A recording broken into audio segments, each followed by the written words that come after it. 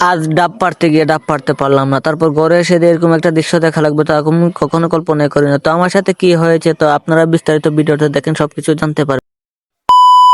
High, আসসালামু আলাইকুম, কেমন আছেন? আশা করি ভালো আছেন। আপনাদের দোয়ায় ভালোবাসা আমিও ভালো আছি। তো অনেকদিন ধরে মা বলতেছে যে আমাদের নারকেল গাছ থেকে দুইটা নারকেল আছে, এগুলো পাড়ার জন্য। তো আমি মার কথা পাত্তেই দিতাম, কারণ মূলত আমি গাছে উঠতে পারি না, তার জন্য আজকে বাঁশ নিয়ে চলে আসলাম। বাঁশ দিয়ে ভাবতে পারবো তো পারতে পারি কিনা দেখে চেষ্টা করে, তারপর দেখতেছি অনেক উপরে। তো আমি বাঁশ দিয়ে পারার জন্য বাঁশগুলো নিয়ে রেডি হয়ে গেলাম, আর উঠাতে পারতেছি না ভাই, উঠাইলে পড়ে যায়। প্রায় 3-4 বার ট্রাই, 3-4 বার করার পর দেখি একটু সামনে গেছে নারকেলের দ্বার, নারকেলটা পারতে পারি না। নারকেল পারতে পারি না দেখে মা আমাকে গাছের থেকে নামাই দিয়েছে, বলতেছে আমার পারা লাগবে না। তাই দেখো আমি কম নাই, জাম্বুরা একটা ছিঁড়ে পেরে নেই। তারপর বলতেছে যে এটাই নারকেলের ইসে।